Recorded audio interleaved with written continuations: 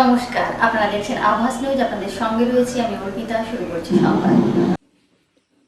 18 বছরের আগে বিয়ে নয়, বই হোক প্রকৃত বন্ধু। দাঁতনে ছাত্রীদের সচেতন করল পুলিশ। মহিলাদের সুরক্ষা, সাইবার প্রতারণা থেকে নিরাপত্তা এবং 18 বছরের আগে বিয়ে না করার বার্তা দিতে দাঁতন থানার উদ্যোগে দাঁতনের রবীন্দ্র ভবনে অনুষ্ঠিত হল বিশেষ সচেতনতা কর্মসূচি। একাধিক স্কুলের ছাত্রীদের নিয়ে আয়োজিত এই অনুষ্ঠানে উপস্থিত ছিলেন পশ্চিম মেদিনীপুরের পুলিশ সুপার পাপিয়া সুলতানা, অতিরিক্ত পুলিশ সুপার বুশরা বানো, এসডিপিও আনন্দ মণ্ডল, দাঁতন ও মোহনপুর থানার আইসি, কেশিয়ারের বিধায়ক ভদ্র হেমব্রম এবং বিভিন্ন স্কুলের শিক্ষক শিক্ষিকারা। মঞ্চ থেকে পুলিশ আধিকারিকরা ছাত্রীদের উদ্দেশ্যে বলেন, 18 বছরের আগে বিয়ে নয়, পড়াশোনাই হোক জীবনের প্রথম লক্ষ্য। বইকে প্রকৃত বন্ধু হিসেবে গ্রহণ করার পাশাপাশি সাইবার প্রতারণা থেকে সতর্ক থাকা এবং কোনো সমস্যায় পড়লে নির্ভয়ে পুলিশের সাহায্য নেওয়ার বার্তাও দেওয়া হয়। পুলিশ সবসময় ছাত্রীদের পাশে রয়েছে বলে আশ্বস্তও করেন আধিকারিকরা। कोई चीज देने की कोशिश कर रहा है, अकेले मिलने के लिए कह रहा है, आपके फोटो मांग रहा है, आपसे कुछ भी गलत करने के लिए कह रहा है, तो उससे सावधान हो जाइए। आपको किसी भी तरह की पर्सनल चीज किसी से शेयर नहीं करनी है, और अगर आपने शेयर कर दी है तो पुलिस से संपर्क करें अगर वो आपको परेशान कर रहा है, और भी इन एनी केस कभी फ्यूचर में वो परेशान करे आपको।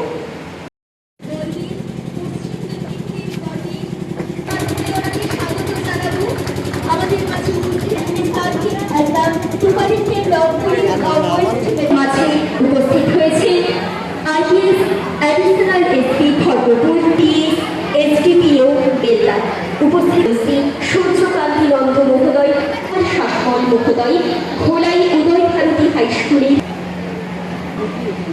আমরা এই মুহূর্তে উত্তরীয় দিয়ে বরণ করে নিলাম। আমরা বরণ করে নেব মাননীয় শ্রী বরণ করে দিলেন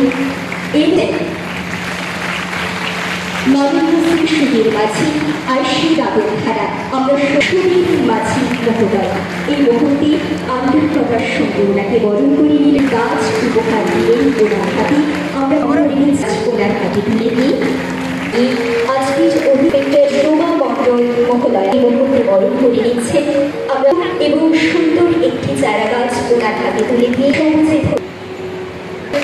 রোমা মণ্ডল মহোদয়া, দাদন থানা। এই মুহূর্তে আমরা বরণ করে নিচ্ছি ওনাকে সম্মানের সঙ্গে। সকল অতিথিটা তুলে দেব আমাদের প্রধান অতিথির হাতে। এটি আমাদের ভক্তি, ভালোবাসা এবং আমাদের আজকের এই প্রদীপ প্রজ্বলিত হয়ে উঠুক। জলুক প্রদীপ, জলুক আলো, কাপুক আধারে কৃষ্ণ আলো, কাপুক যেমন আলো জ্বলে ওঠে ঠিক তেমন আমরা। তারাই কিন্তু মোহনপুর বা দাঁতনের সব মেয়ে নয়, বাট আমার সব মেয়ের বিয়ে বন্ধ থাকবে। বাল্য এবং বিবাহ এই দুটো শব্দ আমরা একসঙ্গে বলবো না। বাল্য বাল্য, বাল্যকাল, বিবাহ বিবাহ, বাল্যর সঙ্গে বিবাহ পয়েন্ট করবো না। বিকজ এখন থেকে এখানে কোনো বাল্যর বিবাহ হবে না, কোনো বালিকার বিবাহ হবে না, এটা কিন্তু প্রতিজ্ঞা করতে হবে। বাল্য বিবাহ নিয়ে আর কোনো জ্ঞান যেন কোথাও কোনোদিন কাউকে দিতে না হয়। বিকজ বাল্য বিবাহ বলে আমরা কিছু রাখবো না। বিবাহের কথা তখনই ভাববো যখন আমি নিজের পায়ে দাঁড়াবো। ঠিক আছে, আজকে আমরা দুটো নাম্বার শেয়ার করবো। আমার দুই আইসিকে আমি ডেকে নেবো, ওনারা নাম্বার শেয়ার করবেন। শুধু তোমরা নয়, তোমার চারপাশে যত বন্ধু বান্ধবের বিয়ে হবে রোখার দায়িত্ব তোমাদের। আমাদের দুর্গা বাহিনী এসেছিল, ওদের যারা তোমরা আছো বন্ধু বান্ধবে আছো তাদের তোমরা নিজেরা তো বিয়ে করবেই না, প্রত্যেকটা থানায়, প্রত্যেকটা কোনায় কোনায়, প্রত্যেকটা বাড়িতে, প্রত্যেকটা মেয়েকে বলবে বিয়ে তো তোকে আমি করতে দেবে। ছেলে যত খুশি ভালো হোক, তোর যত খুশি ইচ্ছে থাকুক, বিয়ে তোকে আমি করতে দেবো না। এটা বেআইনি। তারপর কি করবো? তোকে নিজের পায়ে দাঁড়াতে আমরা বাধ্য করবো সবাই মিলে। মনে রাখবে? তাহলে নিজের জন্য শুধু নয়, করবে যে যেখানে প্রবলেম ফেস করবে, তোমার ইচ্ছে, তোমার বড় হওয়া আর তোমার মাঝখানে যে আসবে, পাড়া, সমাজ, রিলেটিভ, পাড়ার মস্তান, আই লাভ ইউ বলা ছেলে, তোমার ভাই, তোমার দাদা, ইভেন তোমার বাবা মা, কাউকে আসতে দেবে না স্বপ্নের মাঝখানে। তা তোমাদের হেল্প করার জন্য, পাশে দাঁড়ানোর জন্য ওরা থাকবে। আর শুধু তোমাদের নয়, এই নাম্বারটা একটা মুখস্থ করে রাখবে। যখন যে মুহূর্তে যে কোনো প্রবলেম দেখবে, যে প্রবলেম তোমাকে মানে কমফোর্টেবল করবে না, যে প্রবলেম তোমাকে খারাপ লাগা দেবে, যে প্রবলেম তোমাকে বেআইনি কাজ করাবে, বিয়ে করতে বাধ্য করবে, সবগুলো তো এই নাম্বারে ফোন করবে। বিকজ আমরা তোমাদের বন্ধু। অলরেডি আমার একজন দুষ্টি বলেছে, দুষ্টের দমন আর শিষ্টের পালন। 100 জনের মধ্যে বড় জোর একজন ক্রিমিনাল বা খারাপ লোক হয়, 99 জনের জন্য আমরা আছি, একজনের জন্য আছি, তখন প্রপার পুলিশ হয়ে আছে, বাকিদের জন্য আমরা বন্ধু। ঠিক আছে, সবাই নাম্বার মুখস্থ করবে নিজেদের জন্য, বাকি সবার জন্য। আমি চাই এই নাম্বারগুলো, এই সচেতনতা, এই ইচ্ছে আর এই স্বপ্ন সব জায়গায় ছড়িয়ে পড়ুক তোমাদের মাধ্যম দিয়ে। কি অপরাধ হচ্ছে, কেন হচ্ছে, সঙ্গে সঙ্গে আমাদের ফোন করলেন, জানালেন। আমার এলাকায় কিন্তু প্রচুর পরিমাণ এই আমাদের এই পাতিয়া ঘটনা ঘটছে। সঙ্গে সঙ্গে উনি আমাদের টাইম দিলেন, এই আমাদের প্রোগ্রাম অ্যারেঞ্জ করেছি আমরা অসংখ্য ধন্যবাদ জানাচ্ছি ওনাকে এবং ICSE forward madam, DGO sir তথা বিডিও স্যার এবং আমাদের এমএলএ স্যারকে, সবাইকে। তার সাথে তোমাদেরকেও সকাল থেকে ঠিক টাইমে মানে ম্যাডামের প্রোগ্রাম আসার জন্য, মুখে থাকার জন্য সকল ধন্যবাদ। আমি আইসি নাটক, আমার মোবাইল নাম্বার 91478888 91478888 এটা আমার মোবাইল নাম্বার। যদি কোনো সমস্যা আছে আমার ফোন করবেন। এছাড়া আমাদের হেল্পলাইন নম্বর চালু আছে 1098 এবং উমান হেল্পলাইন 1091 এবং সাইবার ক্রাইমের হেল্পলাইন 1930। নাম্বার ওটা তো করতে পারো। ওটাও করতে পারো। 112 আমাদের ইয়ারস কন্ট্রোল নাম্বার, ওটাও সবসময় 24 আওয়ার আমাদের খোলা আছে। আমার যেটা নাম্বার আছে সেটা আপনারা নিয়ে নিন, 9147888867। যখনই তোমরা দেখবে কোনো জায়গায় যে বাল্য বিবাহ ব্যাপার আছে, আমাদের সঙ্গে সঙ্গে ফোন করবে। বা কোনো ছেলে যদি কখনো ডিস্টার্ব করে রাস্তায়, তখনও আমাকে এই নাম্বারে ফোন করলে আমাদের পুলিশের কাছে আর যদি কারোর সঙ্গে পালিয়ে যেতে ইচ্ছে করে কি করবে? আমরা তার জন্য প্রত্যেকটা স্কুলে স্কুলে ম্যাম প্রোগ্রাম করছি। বাচ্চা এদের আমরা অ্যাওয়ারনেস, ওরা এখন থেকে পালিয়ে যাবে শুধু সবটের সঙ্গে, ছেলেদের সঙ্গে পালাবে। কিন্তু পালিয়ে গেলে ম্যাম, পালিয়ে গেলে ম্যাম আমরা সে ধরে নিয়ে আসবো। যেমন গুজরাট থেকে আমরা অলরেডি ট্রেনে উঠেছে একটা 13 বছরের মেয়েকে আমরা গত পরশুদিন রাতের বেলা 1টার সময় রিকভারি করেছি এবং সেই ছেলেটাও অ্যারেস্ট হয়েছে। তো কারোর সাথে পালিয়ে গেলে কোথাও রক্ষা পাবে না, আমরা কিন্তু অ্যারেস্ট ঠিকই করবো এবং মেয়েকে হোমে দেবো এবং ছেলে অ্যারেস্ট হবে, ওর 2 বছরের সাজা হবে। সব ছেলেকে বলে দেবে, আমাকে আই লাভ ইউ বলছিস, নিয়ে পালাবার কথা বলছিস, অ্যারেস্ট হবি, কিন্তু আমার কিছু হবে না, অ্যারেস্ট কিন্তু তুই হবি। ঠিক আছে, যে বলবে কাঠের নিচে মেয়েকে প্রেম দান এবং বিয়ের প্রস্তাব, সব অ্যারেস্ট। মনে থাকে যেন কথাটা বলে দেবে।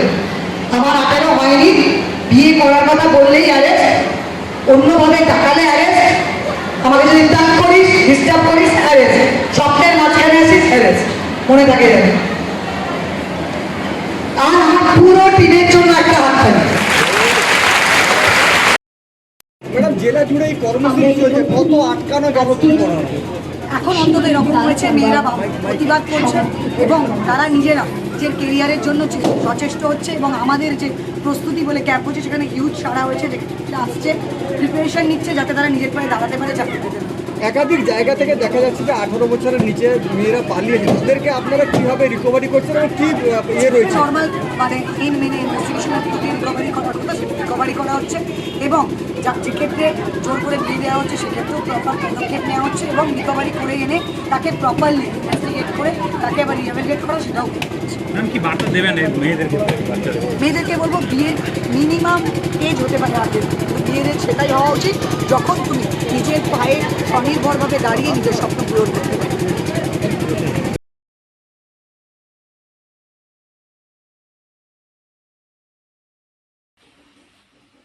মমতা বন্দ্যোপাধ্যায়ের ওপর হামলার অভিযোগকে কেন্দ্র করে এবার পূর্ব মেদিনীপুরের এগরায় পথে নামল তৃণমূল কংগ্রেস। ঘটনার প্রতিবাদে এগরা 2 নম্বর ব্লক তৃণমূল কংগ্রেসের উদ্যোগে বালিঘাই এলাকায় আয়োজন করা হয় বিক্ষোভ মিছিল ও প্রতিবাদ সভা।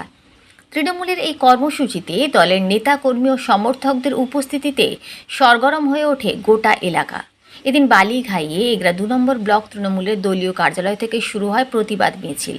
হাতে দলীয় পতাকা ও বিভিন্ন প্রতিবাদী স্লোগান তুলে মিছিলকারীরা বালিঘাই বাজারের বিভিন্ন এলাকা পরিক্রমা করেন।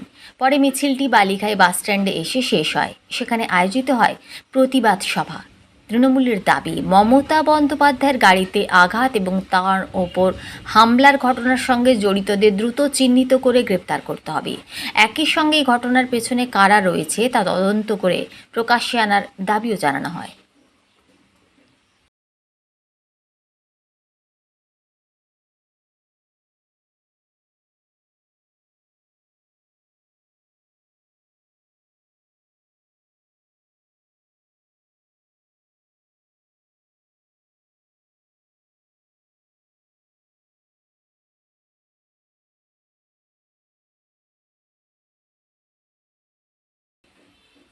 শনি, রবি, মঙ্গল, বুধ পরপর ভবানী সুমিত রায় শালবনী জমি মামলায় 4 দিন জোর জিজ্ঞাসাবাদ।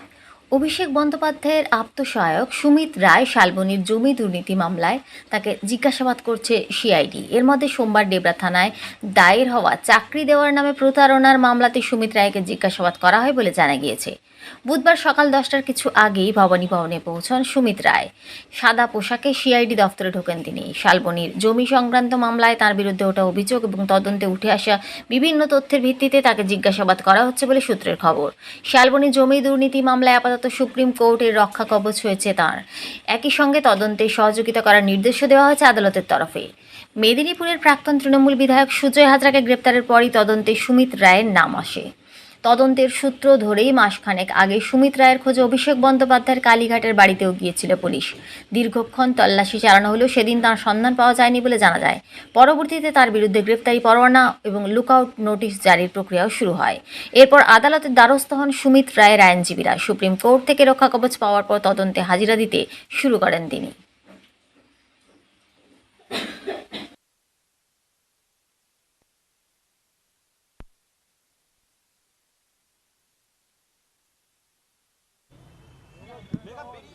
আরে এই বেগে এই পাটটা বেরিয়ে ধরছে, দেখেছো?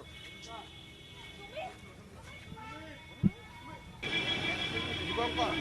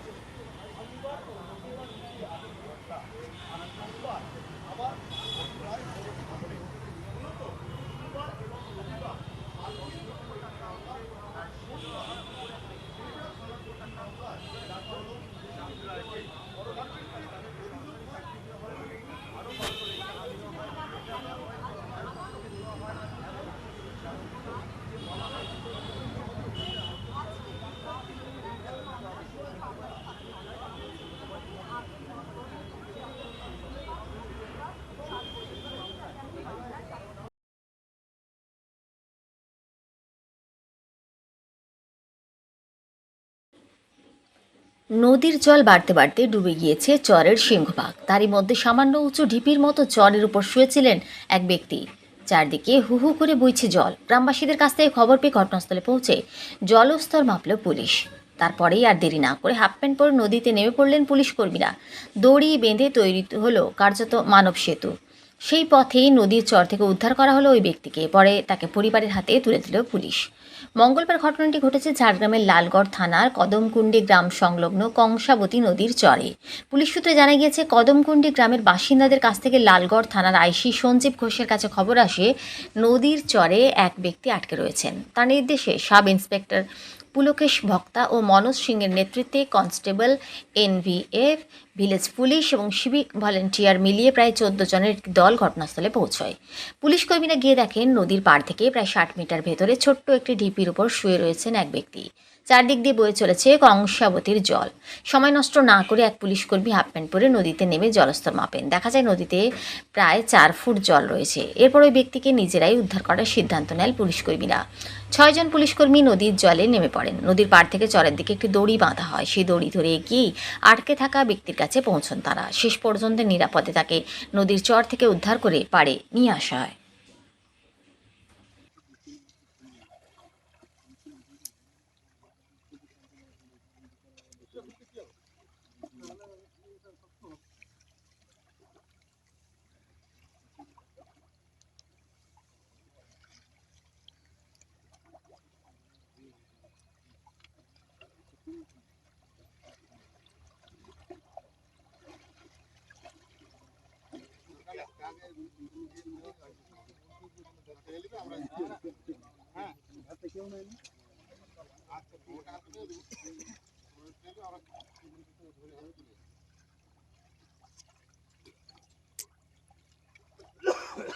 গেঞ্জিটা একটু করে খুলে দেবে, নাহলে ওটা ভেঙে যাবে, বুঝলে?